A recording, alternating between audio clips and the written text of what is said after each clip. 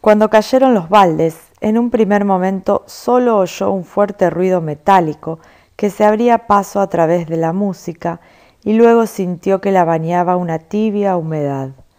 Cerró los ojos instintivamente. Escuchó un gemido junto a ella y en la parte de su mente que hacía tan poco tiempo se había despertado percibió un breve dolor.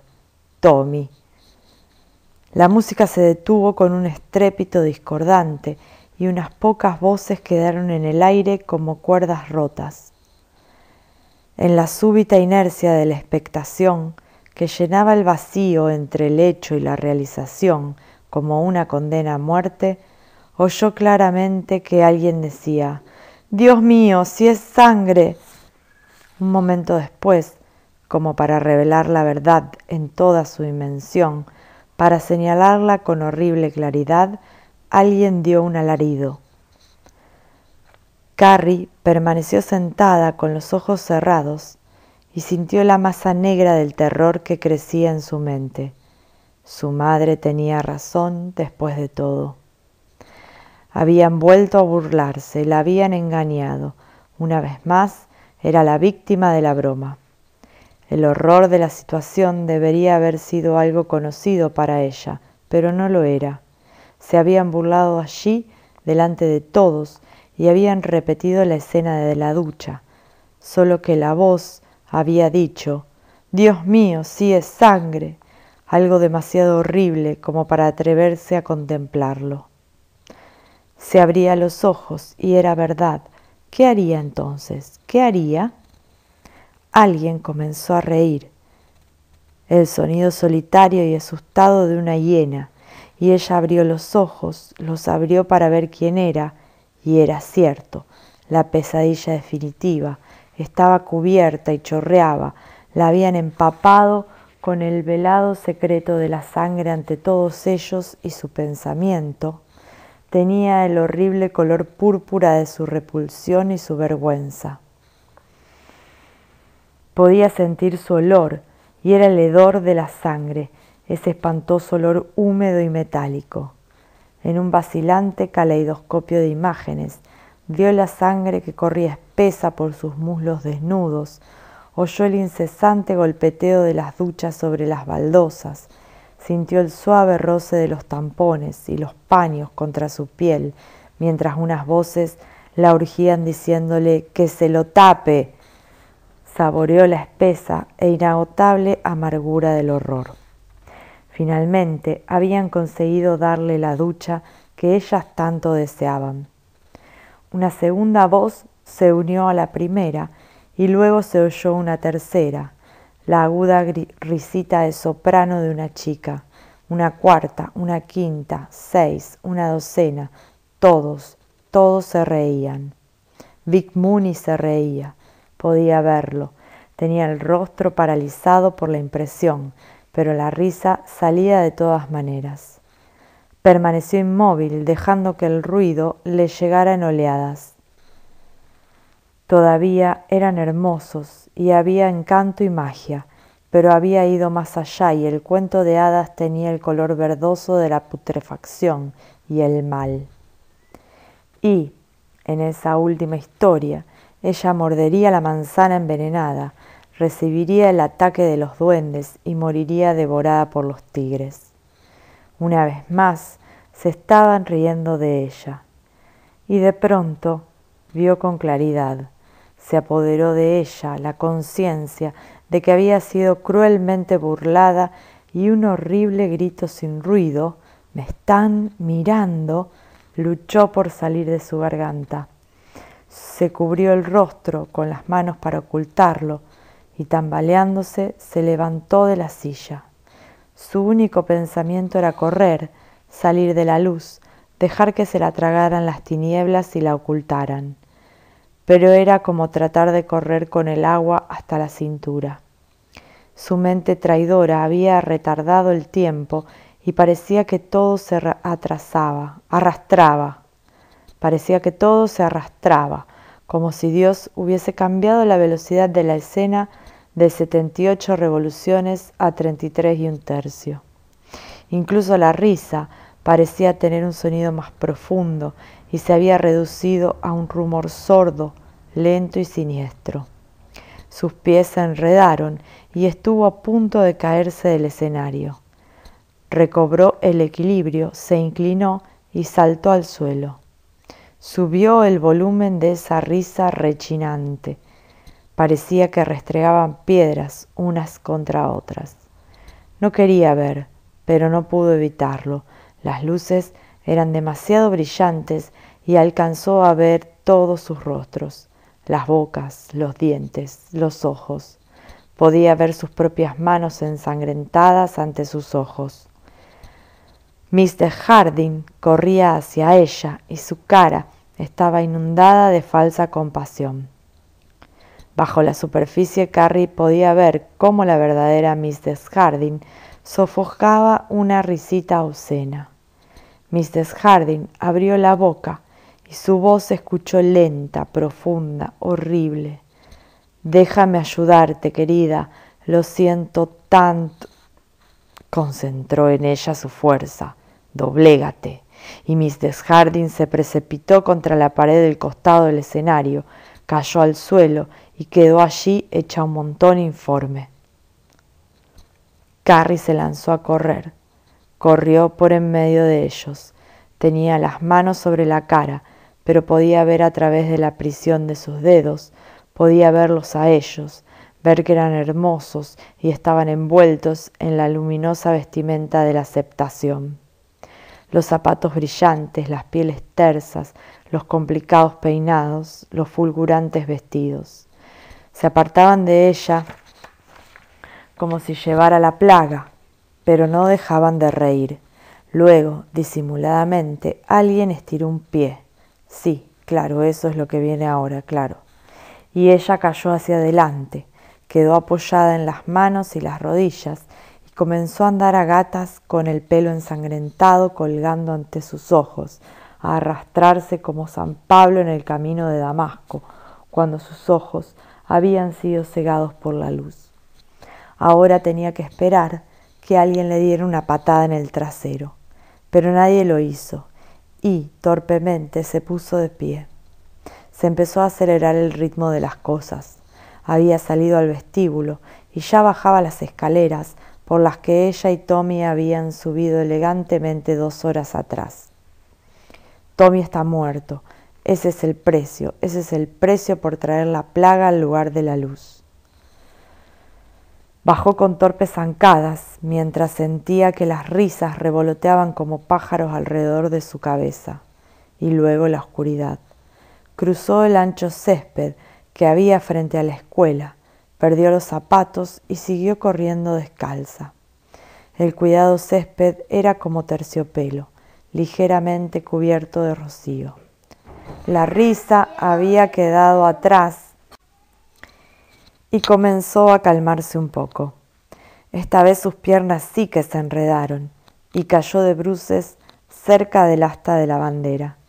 Permaneció quieta, respirando entrecortadamente, con su rostro ardiendo enterrado en la frescura del césped. Lágrimas de vergüenza rodaron por sus mejillas, calientes y espesas como el primer flujo de sangre menstrual. La habían vencido, había perdido de una vez para siempre. Todo había terminado. Se recuperaría dentro de un momento y se iría furtivamente a su casa, atravesando calles alejadas, pegadas a las sombras por si alguien salía a buscarla. Se encontraría con su madre y reconocería que se había equivocado. ¡No! Su valor, que era bastante, la hizo rebelarse súbitamente y gritar la palabra con fuerza. «¡El armario! ¡Las interminables y delirantes oraciones! Los panfletos y la cruz y solo el pájaro mecánico del reloj cucú para medir el resto de las horas, días, años y décadas de su vida? ¡No!». De pronto, como si hubiese comenzado la proyección de un video en su mente, vio que Mrs. Harding corría hacia ella y luego era lanzada contra la pared como una muñeca de trapo cuando empleó su mente contra ella. sin siquiera pensarlo conscientemente. Se volvió de espaldas. En su rostro pintado, sus ojos enloquecidos miraban las estrellas. Se había olvidado de el poder. Era el momento de darle su lección, el momento de poner las cosas en su lugar. Rió en forma histérica. Era una de las frases favoritas de su madre. Mamá vuelve a casa, deja su bolso sobre la mesa y dice con un destello de sus gafas: «Bueno, ese tipo se metió conmigo, pero yo puse las cosas en su lugar». Allí estaba el sistema de irrigación. Ella podía abrirlo, podría hacerlo fácilmente. Lanzó una risita aguda y se levantó. Caminó descalza hasta las puertas del vestíbulo. Hacer funcionar el sistema contra incendios y cerrar todas las puertas. Mirar hacia adentro y dejar que ellos vieran que los estaban mirando y riéndose de ellos mientras el agua estropeaba sus vestidos y sus peinados y le quitaba el brillo a los zapatos. Solo sentía que no pudiese ser sangre. El vestíbulo estaba desierto. Se detuvo un momento cuando subía las gradas y «¡Doblégate!». Las puertas se cerraron con un golpe bajo, la concentrada fuerza que dirigió hacia ellas, y se desprendieron los mecanismos neumáticos para mantenerlas cerradas. Oyó que algunos gritaban y para ella fue como una música, una dulce música soul. Durante un instante todo siguió igual y luego pudo sentir cómo las empujaban queriendo abrirlas. La presión era mínima, estaban atrapados, y la palabra resonó en su mente como un eco enloquecedor. Los tenía en un puño, en su poder. Poder, qué palabra esa. Recorrió el resto del trayecto y miró hacia adentro. George Dawson estaba pegado al vidrio y luchaba y empujaba con el rostro distorsionado por el esfuerzo. Había otros detrás de él y todos parecían peces en un acuario. Levantó la vista y sí, ahí estaban las cañerías de los irrigadores con sus pequeñas llaves de paso como margaritas de metal. Las cañerías atravesaban las verdes paredes de hormigón por unos pequeños orificios. Había muchas en el interior, recordaba. Una ley para la prevención de incendios o algo así. Incendios. En un instante su mente recordó los cables eléctricos que se extendían sobre el escenario. Los asistentes no los alcanzaban a ver porque estaban ocultos por las candilejas, pero ella había tenido que pasar cuidadosamente sobre ellos cuando se dirigía al trono. Tommy la sostenía del brazo. Fuego y agua. Llevó su mente hacia arriba, sintió las cañerías, siguió su contorno, frías, llenas de agua. Sintió un sabor a hierro en su boca, a metal mojado y frío, como el sabor del agua que uno bebe del pitón de una manguera. Doblégate. Durante un momento no sucedió nada. Luego comenzaron a apartarse de las puertas y a mirar en torno. Se acercó al pequeño rectángulo de vidrio que había en la puerta central y miró hacia adentro. Estaba lloviendo en el gimnasio. Carrie comenzó a sonreír. Solo había abierto algunos, pero descubrió que, mirando directamente a los irrigadores, podía seguir con mayor facilidad su curso en la mente. Empezó a abrir más y más. Sin embargo, no era suficiente. Todavía no estaban llorando, así que no era bastante. Hazles daño, entonces. Hazles daño. Había un chico junto a Tommy. Hacía gestos desesperados y gritaba algo. Mientras ella lo miraba, bajó del escenario y corrió hacia el equipo de la orquesta de rock. Agarró el pie de uno de los micrófonos y quedó paralizado. Carrie lo observó perpleja mientras su cuerpo iniciaba una danza estremecida casi sin movimiento. Sus pies resbalaban en el agua, sus cabellos se habían erizado como púas y la boca se le abría por impulsos, como si fuera un pez. Se veía cómico. Carrie comenzó a reír. Vamos, que todos se vean cómicos, y en un impulso ciego y repentino, reunió todo el poder que podía sentir. Algunas de las luces empezaron a echar humo. Hubo un destello deslumbrante en alguna parte cuando un cable eléctrico cayó sobre un charco de agua.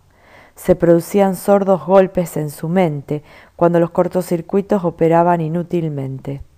El muchacho que estaba aferrado al pie del micrófono cayó sobre uno de los amplificadores y se produjo un estallido de chispas color morado, y luego el empavesado del papel crepe que cruzaba el escenario empezó a arder. Justo bajo los tronos, un cable eléctrico de 220 voltios crepitaba en el suelo. Junto a él, Rhonda Simard, vestida con su traje de gala de tul verde, ejecutaba el espasmódico baile de un títere. Repentinamente, su traje ardió en llamas y ella cayó hacia adelante sin dejar de moverse.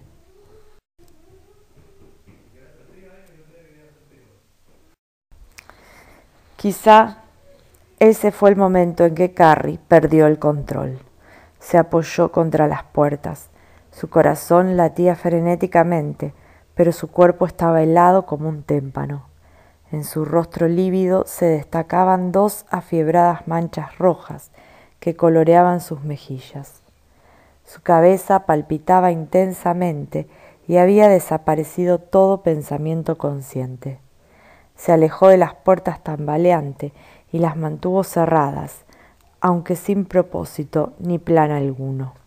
En el interior las llamaradas se hacían más brillantes y se dio cuenta borrosamente de que el umbral había sido alcanzado por el fuego. Se dejó caer sobre el escalón superior y puso la cabeza entre las rodillas, tratando de reducir el ritmo de su respiración. Nuevamente estaban tratando de salir por las puertas, pero podía mantenerlas cerradas fácilmente. Eso solo no le exigía ningún esfuerzo. Un oscuro sentido le indicó que algunos de ellos se estaban escapando por la salida de emergencia, pero los dejó hacer. Ya se los encontraría más tarde. No se le escaparía ninguno, ni uno solo. Bajó las gradas lentamente y atravesó las puertas exteriores sin dejar de mantener cerradas las del gimnasio. Resultaba fácil. Todo lo que tenía que hacer era verlas en su mente. La sirena aulló de repente y le hizo dar un grito y llevarse las manos a la cara. La sirena es solo la sirena de incendios.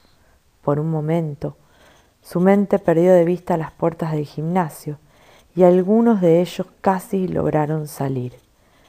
No, soy una chica traviesa. La cerró de un portazo y alguien quedó con la mano cogida. Tuvo la sensación de que era Dale Norbert. La presión le cortó uno de los dedos.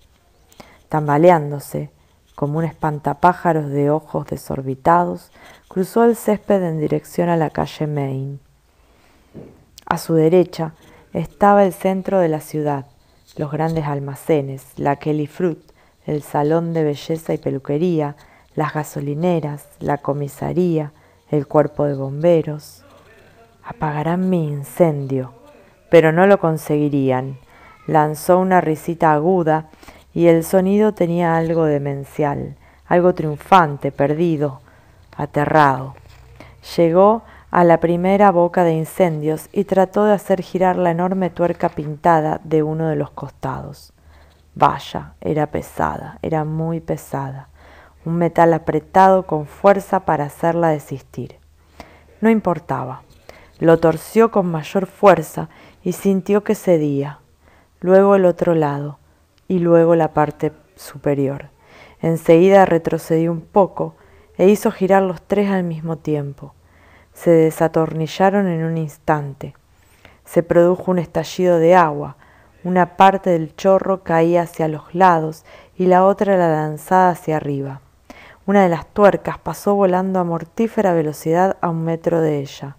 Golpeó el pavimento y desapareció haciendo una carambola. El poderoso chorro, blanco por la presión del agua, surgía en forma de cruz.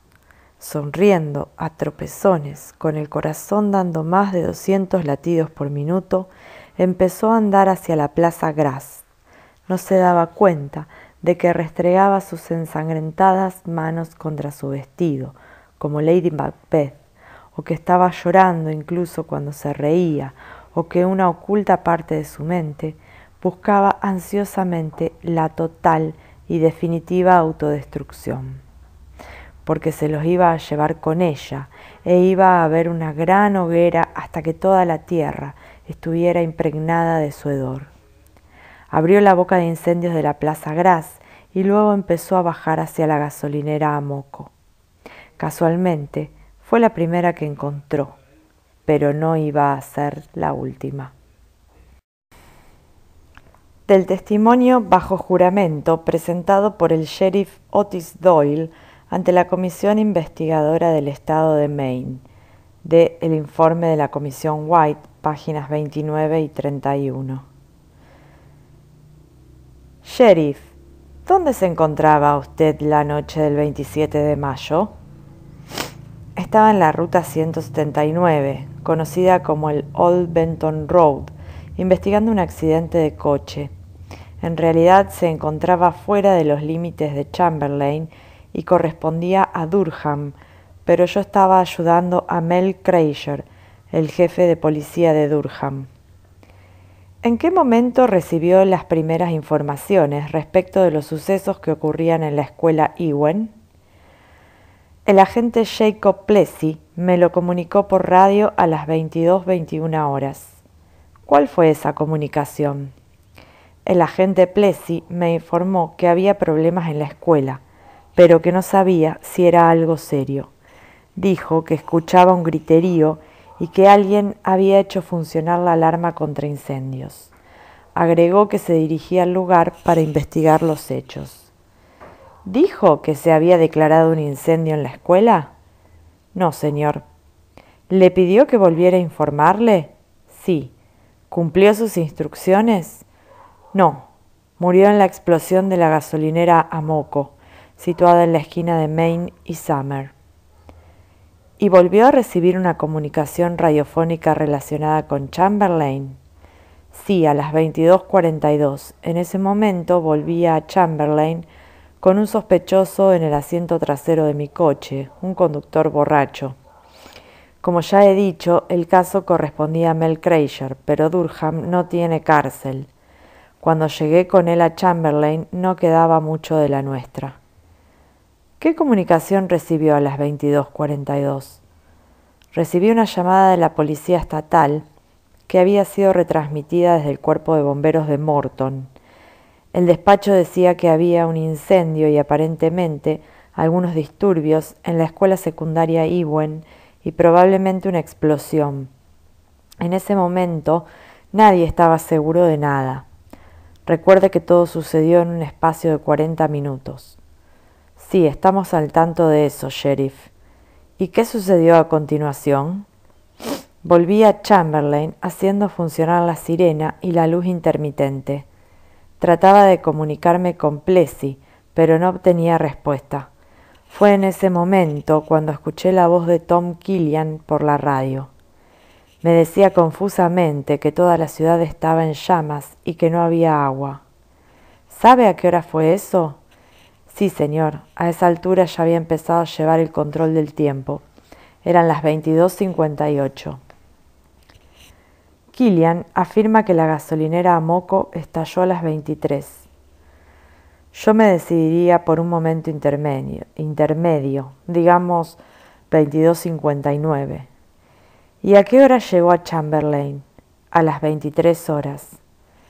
¿Y cuál fue su primera impresión, Sheriff Doyle? Me sentí aturdido, no podía creer lo que estaba viendo. ¿Y qué estaba viendo exactamente? Toda la mitad superior del sector comercial de la ciudad estaba en llamas. La gasolinera Amoco había desaparecido. Los almacenes Woolworths eran solo una estructura llameante.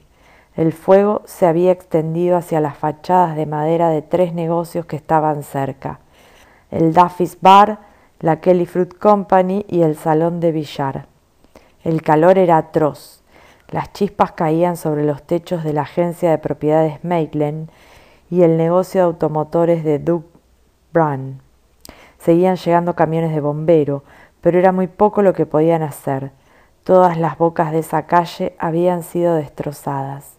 Las únicas que podían hacer algo eran 2 viejas bombas cisterna del Cuerpo de Bomberos Voluntarios de Westover, y prácticamente tenían que limitarse a mojar los techos de los edificios más próximos.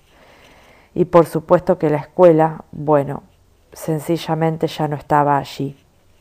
Claro que se hallaba bastante aislada y no había nada cerca que se pudiese quemar, pero Dios mío, todos esos chicos allí dentro, todos esos chicos. ¿Encontró a Susan Snell cuando entraba en la ciudad? Sí, señor, me hizo señales para que me detuviera. ¿Y a qué hora ocurrió eso? Justo en el momento en que entraba, no más de las 23:12. ¿Qué le dijo ella? Estaba deshecha. Había tenido un pequeño accidente, su coche había patinado y hablaba en forma incoherente. Quería saber si Tommy había muerto. Le pregunté quién era Tommy, pero no me respondió. Me preguntó si ya habíamos cogido a Carrie. La comisión tiene un especial interés en esta parte de su declaración, Sheriff Doyle. Sí, señor, lo sé. ¿Cómo respondió a esa pregunta? Bueno, que yo supiera, solo había una Carrie en el pueblo, y esa era la hija de Margaret White. Le pregunté si Carrie tenía algo que ver con los incendios. La señorita Snell me contestó que Carrie los había provocado. Sus palabras fueron: Carrie provocó el incendio, Carrie provocó el incendio. Lo dijo 2 veces. ¿Y agregó algo más? Sí, señor, dijo: se burlaron de Carrie por última vez. Sheriff, ¿está seguro de que nos dijo nos burlamos de Carrie por última vez? Estoy completamente seguro. 100%, sin ninguna duda.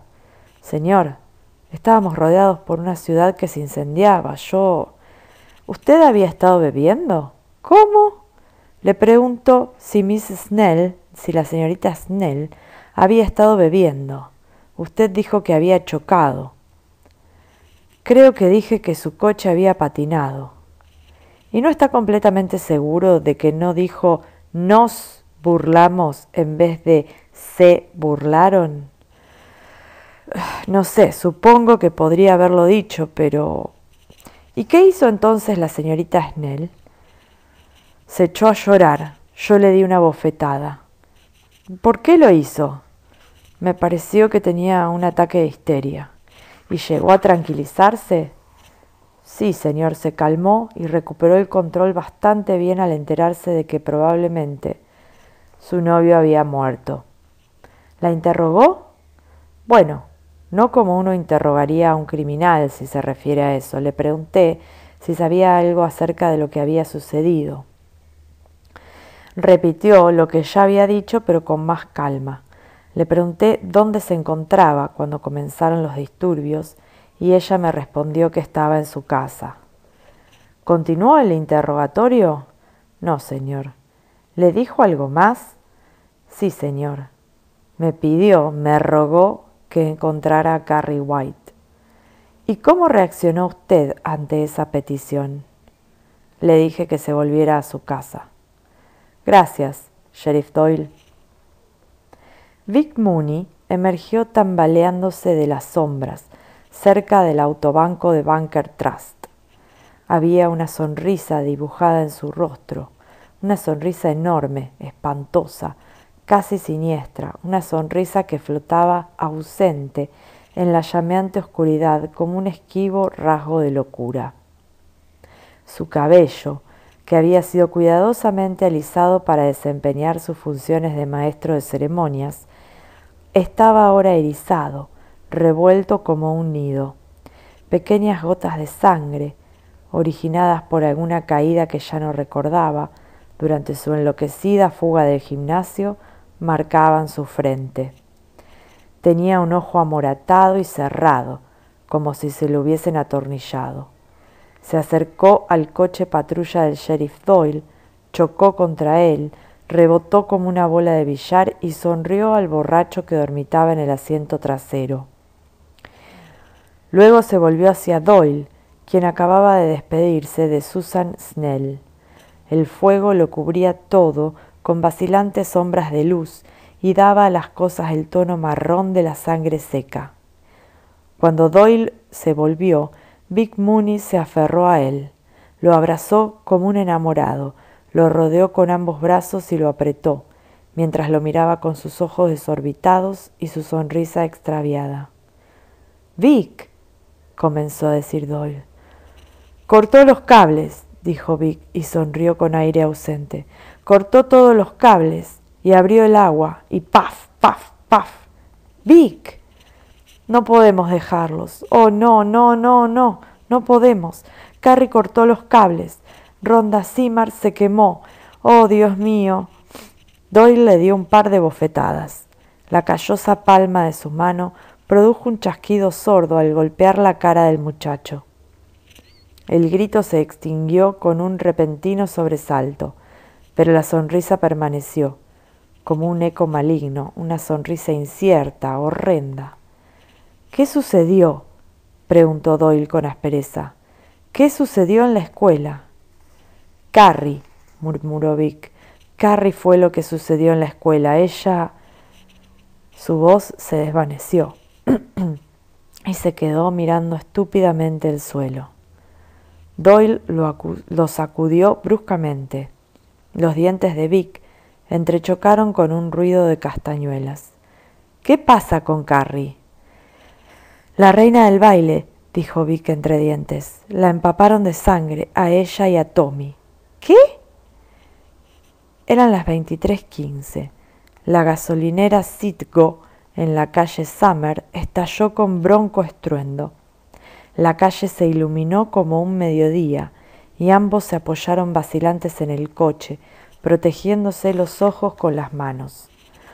Una enorme nube de fuego rojo apareció sobre los olmos de Courthouse Park e iluminó con un color escarlata el estanque de los patos y el campo de béisbol para niños.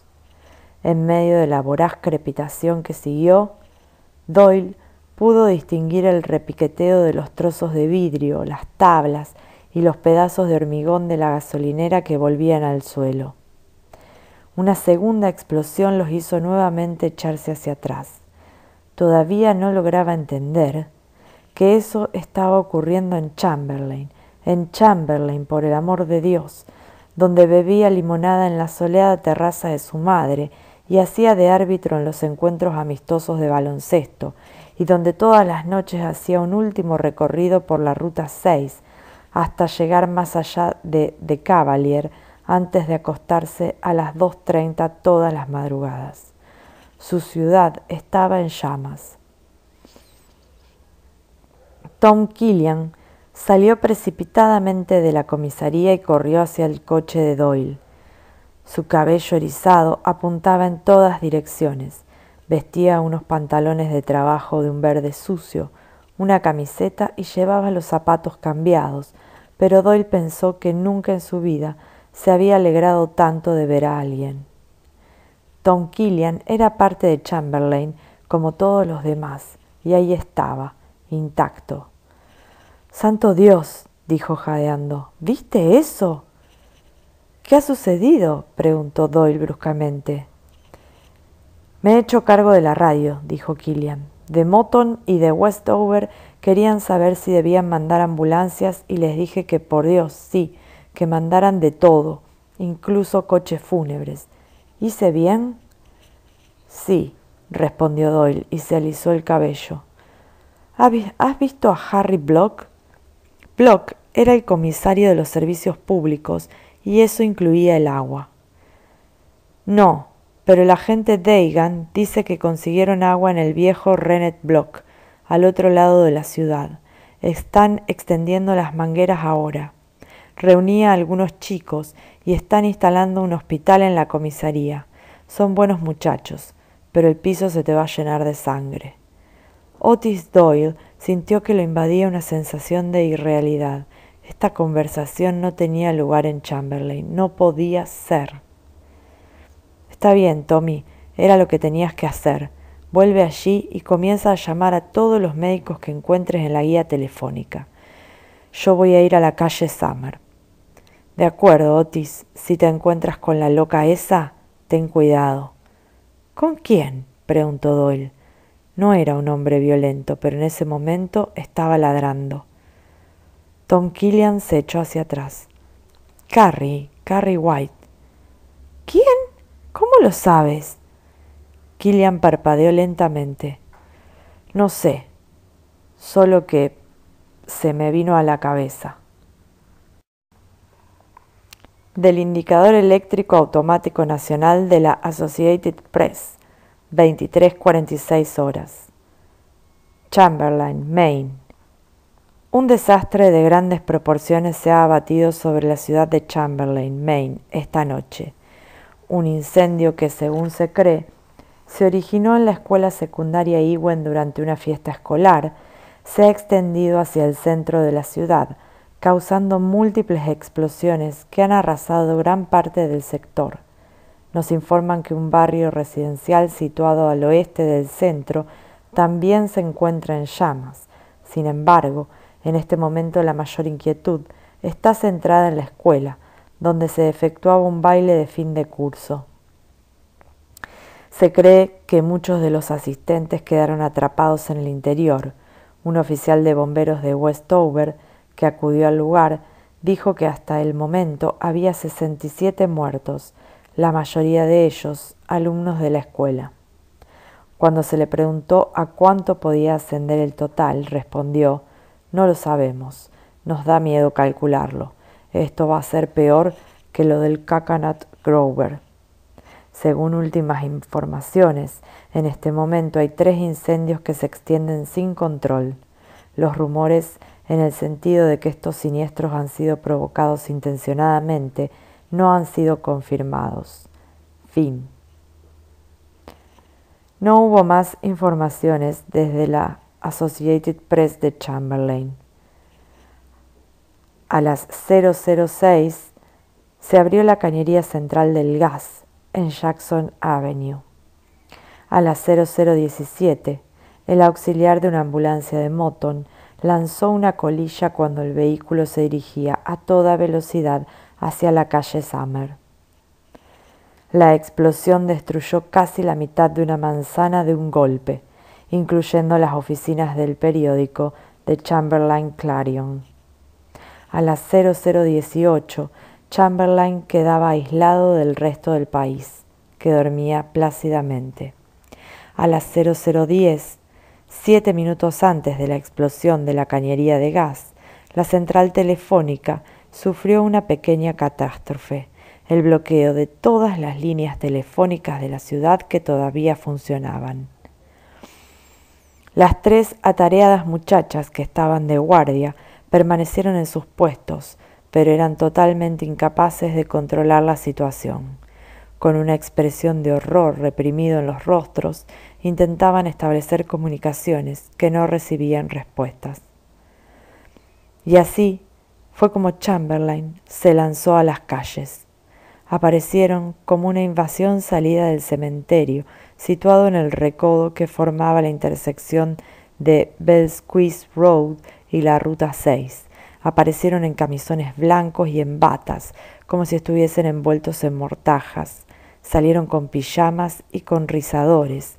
La señora Dawson, la madre del muchacho, ya fallecido, que era un tipo tan divertido, llevaba una mascarilla de barro como si se dirigiera a tomar parte de algún espectáculo cómico.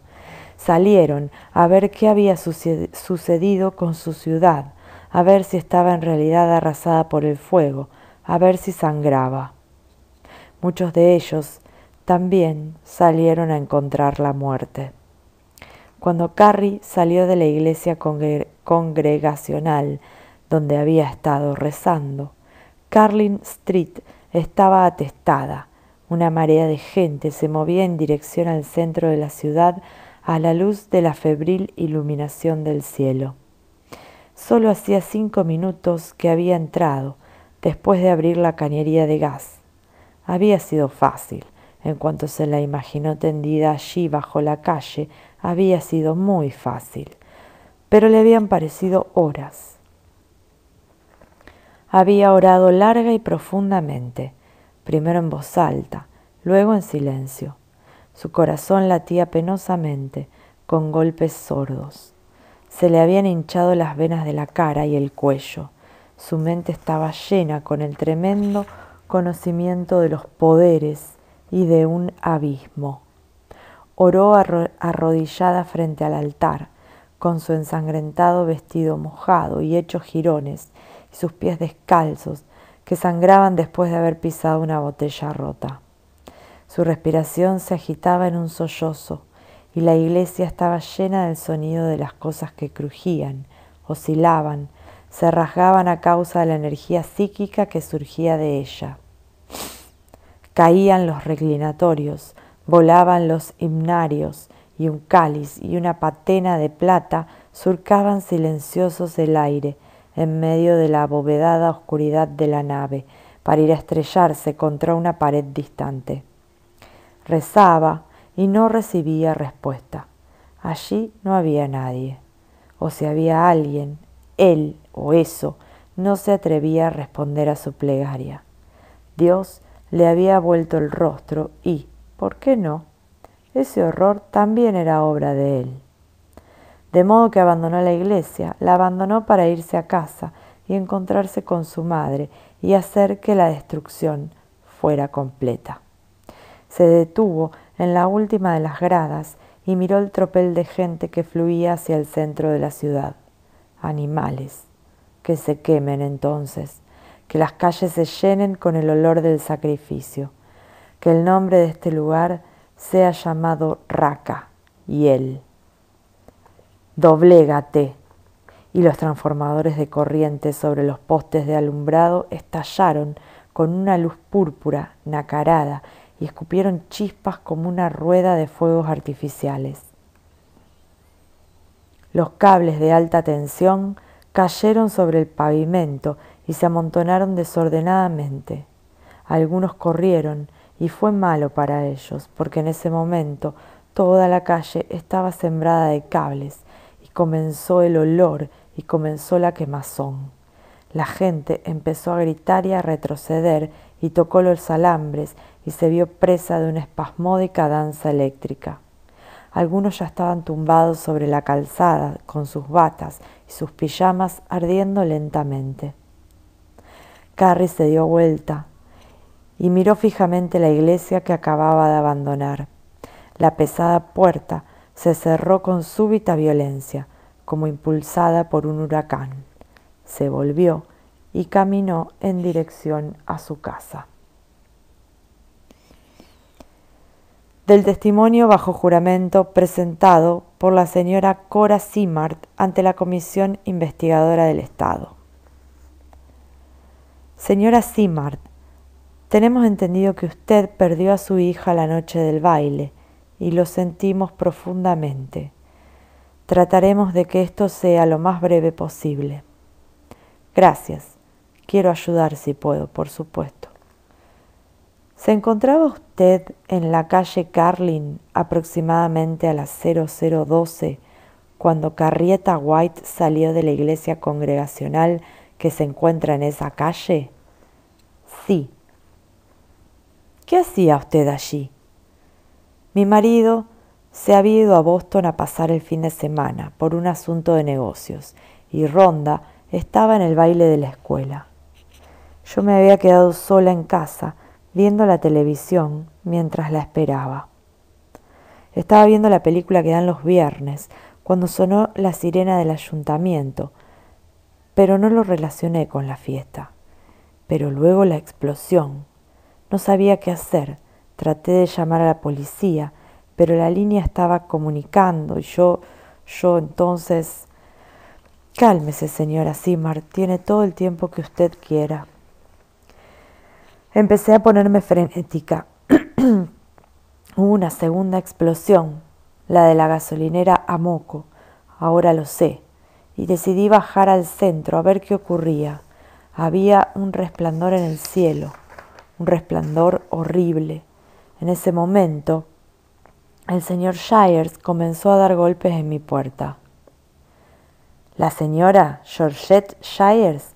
Sí, la señora Shires. Ellos viven a la vuelta de la esquina, en la calle Willow 217, muy cerca de la calle Carlin. Golpeaba y gritaba: «Cora, ¿estás ahí? ¿Estás ahí?» Abrí la puerta. Ella llevaba una bata de baño y zapatillas. Parecía tener los pies helados. Me dijo que habían llamado a Auburn para averiguar si sabían algo y le habían dicho que había un incendio en la escuela. Yo dije: «¡Ay, Dios mío! Rhonda está en el baile». ¿Fue ese el momento en que decidió ir al centro de la ciudad con la señora Shires? No decidimos nada. Sencillamente fuimos. Me puse un par de zapatillas, unas de Rhonda, creo. Tenían unos pomponcitos blancos. Debí haberme puesto mis zapatos, pero en ese momento era incapaz de pensar. Creo que tampoco lo estoy haciendo ahora. ¿Qué puede interesarle esta historia de los zapatos? No importa, dígalo a su modo, señora Simard. Gracias. Saqué una chaqueta vieja de alguna parte, se la di a la señora Shires y salimos. ¿Había mucha gente bajando por la calle Carlin? No sé, yo estaba demasiado alterada, quizá unas 30 personas, a lo mejor más. ¿Y qué sucedió? Georgette y yo caminábamos hacia la calle Main, tomadas de la mano, como dos pequeñas que tienen que cruzar un campo de noche. A Georgette le castañaban los dientes, lo recuerdo. Quería pedirle que dejara de hacerlo, pero me pareció que sería de mala educación. Una calle y media antes de llegar a la iglesia congregacional, vi la puerta abierta y me dije a mí misma: alguien ha entrado a pedir ayuda a Dios. Pero un segundo más tarde comprendí que no era así. ¿Y cómo lo supo? Lo más lógico sería suponer eso mismo, ¿no le parece? Lo supe, simplemente. ¿Conocía usted a la persona que salía de la iglesia? Sí, era Carrie White. ¿Había visto a Carrie White alguna vez en su vida? No, no era amiga de mi hija. ¿Había visto usted alguna vez una fotografía de Carrie White? No. Y en todo caso estaba oscuro y usted se encontraba a una calle y media de la iglesia. Sí, señor. Señora Simard, ¿cómo supo que era Carrie White? No sé, lo supe simplemente. Y este saber, señora Simard, ¿fue como una luz que se encendía en su mente? No, señor. ¿Y cómo fue? No puedo describirlo. Se desvaneció como desaparece un sueño. Una hora después de levantarse, usted ya no recuerda lo que ha soñado, pero lo supe. ¿Se vio acompañado este conocimiento de alguna reacción emocional? Sí, horror. ¿Y qué hizo entonces? Me volví a Georgette y le dije: ahí está. Georgette me respondió: sí, es ella. Empezó a decir algo más, y entonces toda la calle se iluminó con un brillante resplandor. Pareció que todo crujía, y luego empezaron a caer los cables sobre la calzada. Algunos de ellos echaban chispas eléctricas. Uno de ellos alcanzó a un hombre que estaba frente a nosotros y se consumió en llamas. Otro hombre comenzó a correr y pisó uno de ellos y su cuerpo simplemente se arqueó hacia atrás, como si hubiese tenido la espalda de goma, y luego se desplomó. Había otras personas que gritaban y corrían a ciegas, y los cables seguían cayendo. Estaban tirados por todos lados, como serpientes. Y ella estaba feliz, feliz. Podía sentir lo feliz que estaba. Supe que tenía que conservar la calma. La gente que corría moría electrocutada. Georgette me dijo: «Rápido, Cora. Oh, Dios mío, no quiero morir quemada viva». Le dije: «Nada de eso. Tenemos que usar la cabeza, Georgette. De lo contrario, nunca volveremos a usarla», o alguna tontería por el estilo. Pero no me hizo caso. Me soltó la mano y se puso a correr por la acera. Le grité que se detuviera. Había uno de esos cables más gruesos tirado delante de nosotras, pero no me hizo caso. Y ella... ¡Oh! Sentí el olor cuando se empezó a quemar. Sus ropas parecieron reventar con el humo y yo pensé: así debe ser cuando electrocutan a alguien. El olor era dulce, como de cerdo. ¿Lo han sentido alguna vez? A veces yo lo huelo en los sueños. Me quedé petrificada mirando cómo Georgette Shires se ponía negra. Hubo una gran explosión en el West End, la de la cañería de gas, supongo, pero apenas me di cuenta. Miré a mi alrededor y vi que me encontraba sola. Todos los demás habían huido o estaban ardiendo. Debo haber visto unos 6 cadáveres.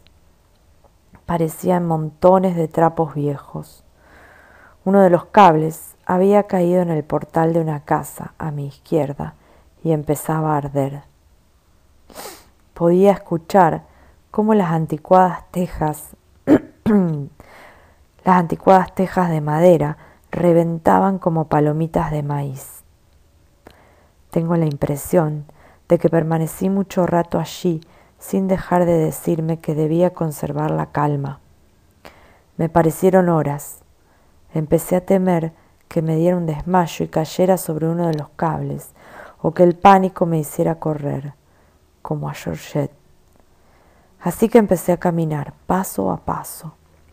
La calle se vio más iluminada a causa de la casa que se estaba incendiando. Pasé por encima de los cables y rodeé un cadáver que no era más que un charco. Yo tenía que mirar por donde iba. Ese cuerpo tenía una sortija de matrimonio en la mano y estaba completamente negra, completamente negra. Jesús, repetía en mi mente. Oh, Dios mío. Pasé sobre otro cable y luego había 3 seguidos. Me quedé parada allí mirándolos. Pensaba que si saltaba sobre esos estaría a salvo, pero no me atrevía. ¿Saben en qué estaba pensando? En ese juego de niños, el paso de gigante. Dentro de mí misma, una voz me decía: Cora, da un paso de gigante sobre esos cables. Y yo pensaba: ¿podré? ¿Podré? Uno de ellos todavía echaba chispas, pero los otros 2 parecían estar sin corriente. Pero nunca se sabe. Con mirarlos, una no se entera de nada. Así que me quedé parada allí, esperando que viniera alguien, pero no apareció nadie. La casa seguía ardiendo y las llamas se habían extendido al césped, a los árboles y al seto vivo que la rodeaba. Pero no llegaba ningún camión de bomberos, por supuesto que no llegaban. Todo el lado oeste se estaba quemando en ese momento, y yo me sentía tan débil. Y finalmente comprendí que si no daba el paso de gigante me iba a desmayar, así que di el paso de gigante más grande que pude, y el tacón de mi zapatilla quedó a 1 centímetro del cable. Me repuse, rodeé el extremo de un último cable y comencé a correr. Y eso es todo lo que recuerdo. A la mañana siguiente me encontré envuelta en una manta en la comisaría, con mucha otra gente. Algunos de ellos, unos pocos, eran chicos que habían estado en la fiesta y comencé a preguntarles si habían visto a Rhonda. Y me dijeron,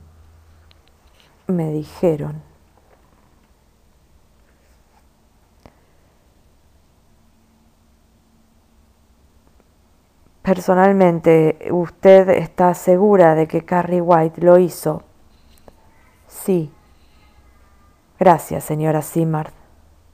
Me gustaría hacerle una pregunta, si me lo permite. Por supuesto. ¿Qué pasa si existen otras como Carrie White? ¿Qué va a hacer del mundo? Extracto de Explosión en las sombras, página 151. A las 00:45 de la noche del 28 de mayo, la situación en Chamberlain era desastrosa. La escuela se había quemado hasta los cimientos en un lugar aislado, pero todo el centro de la ciudad estaba en llamas. Casi toda el agua del sector se había perdido, pero se podía conseguir la suficiente, a baja presión, de las cañerías de la calle Degan para salvar los edificios comerciales situados más abajo de la intersección de las calles Main y Oak. La explosión de la gasolinera Citgo en la parte superior de la calle Summer provocó un voraz incendio que no pudo ser controlado hasta cerca de las 10 de la mañana siguiente. En la calle Summer había agua, solo que no había bomberos ni equipo para usarla. En ese momento el auxilio venía en camino desde Lewiston, Auburn, Lisboa y Brunswick, pero no llegó antes de la 1 de la madrugada. En la calle Carlin había comenzado un incendio de origen eléctrico, causado por unos cables que se habían desprendido.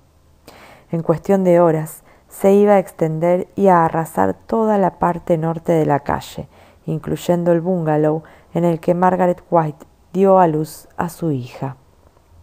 En el sector oeste de la ciudad, un poco más abajo del lugar comúnmente llamado Brickyard Hill, tuvo lugar el peor de los desastres, la explosión de una cañería central de gas y el consiguiente incendio que estuvo sin control durante la mayor parte del día siguiente. Si examinamos los lugares incendiados en un mapa de la ciudad, podemos trazar la ruta de Carrie, un serpenteante sendero de destrucción a través de la ciudad que lleva claramente a un destino, su casa.